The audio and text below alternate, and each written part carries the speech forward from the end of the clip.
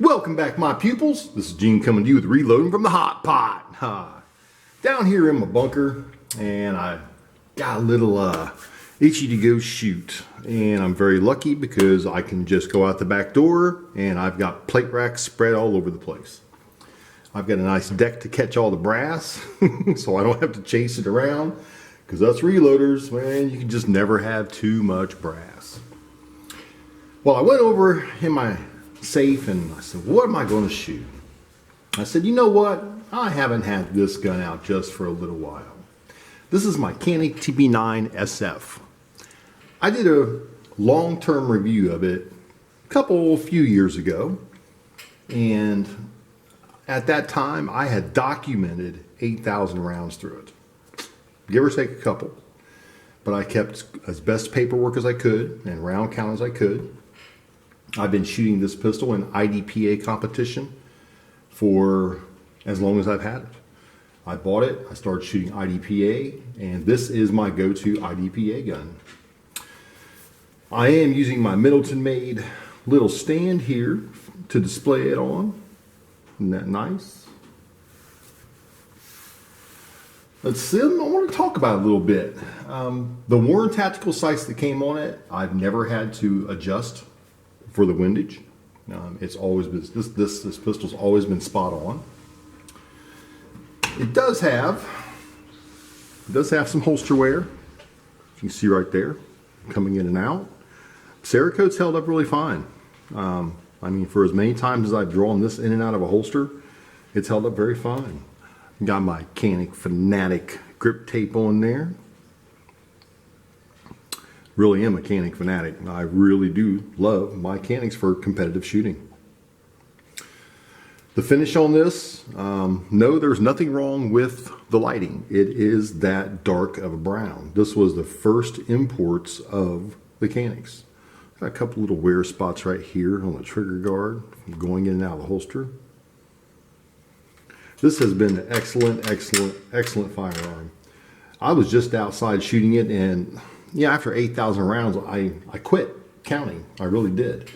So I don't know how many rounds I have through this. I know I have to have 10 to 12,000, and it's just as accurate today as it was the day I brought it out of the box. I just got done shooting it, so she is dirty. Let me grab a rag.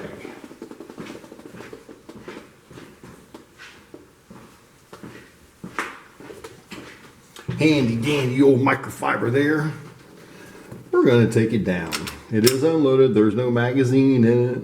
We got magwell. Kind of ate up from having magazines jammed in there so many times. You do have to point in a safe direction, fire it. People say you have to pull this back to release it. You just got to pull it down. That's all you got to do. Push the slide forward. The internals have worn very nicely. Look how dirty that is. How shiny that is from that running over. Smooth. This pistol has just been excellent.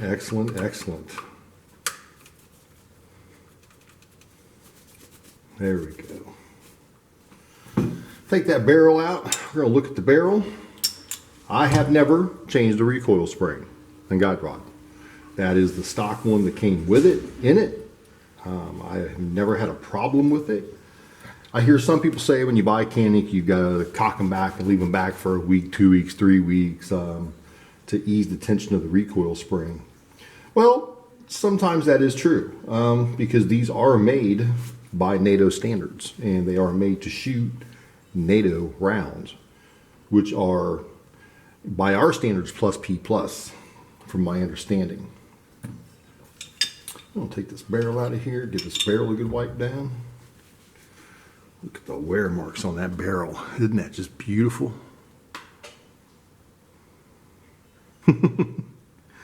That is a lot of rounds through this firearm.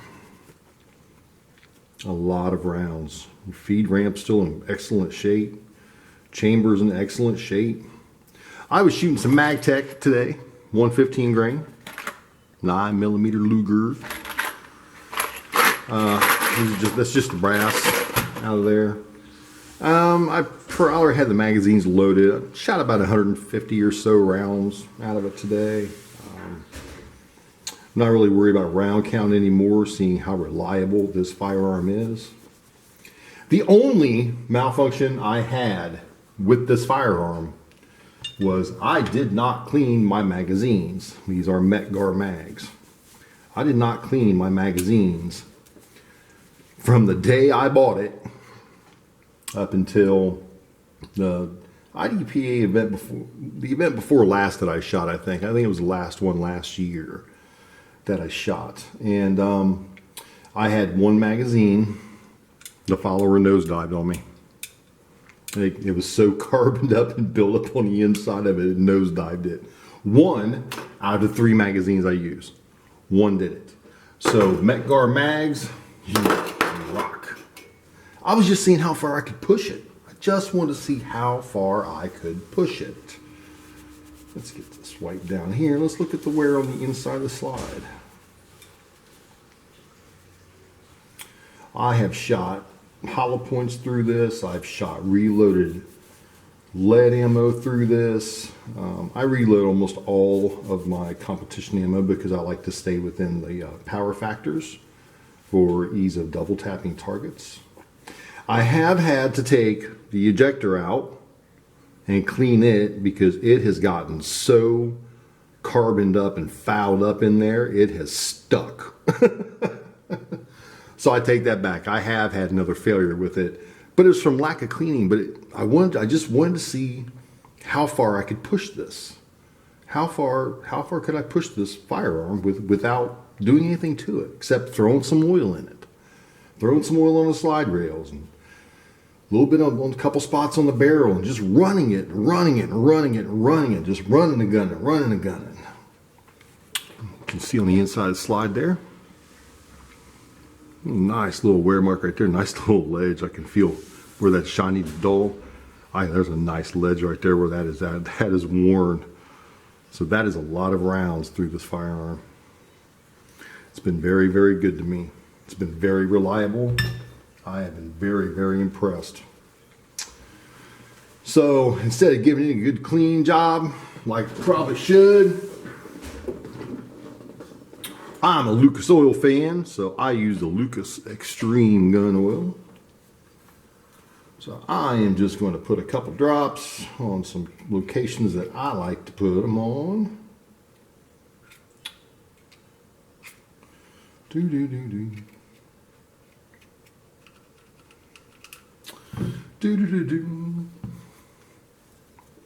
Like put me a little drop right here because that does wear really well right there. Put a little drop there, a little bit on the rail, on the back and in the middle. And you may oil yours differently. That's fine. Oil yours the way you want to oil yours, not oil mine the way I want to oil mine. A little bit there. Put this thing back together.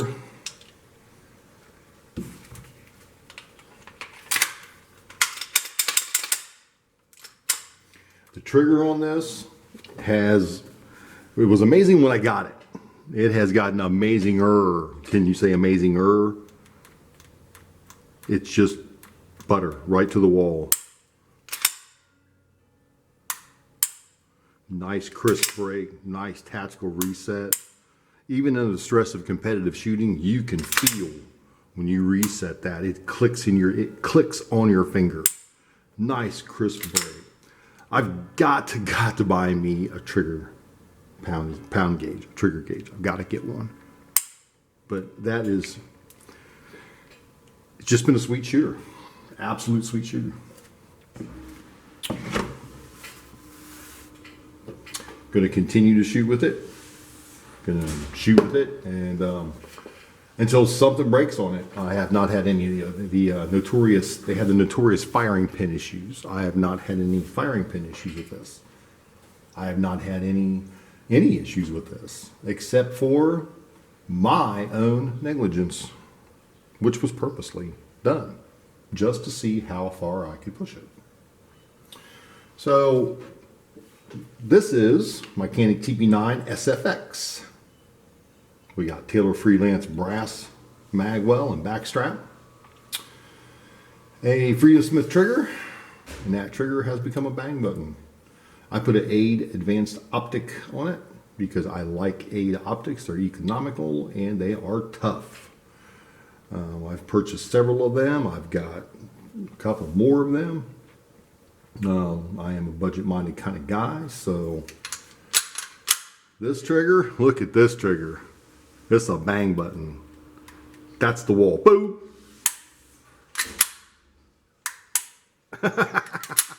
Isn't that just stupid silly? But it's wonderful. It's so fast. It'll fire as fast as I pull the trigger. And I'm shooting reloaded 125 grain cast powder coated lead bullets. I use Alliant Powder's BE86 with 4.2 grains, and it cycles just fine. I did put a lighter weight recoil spring in it from CANIK. I got it from them.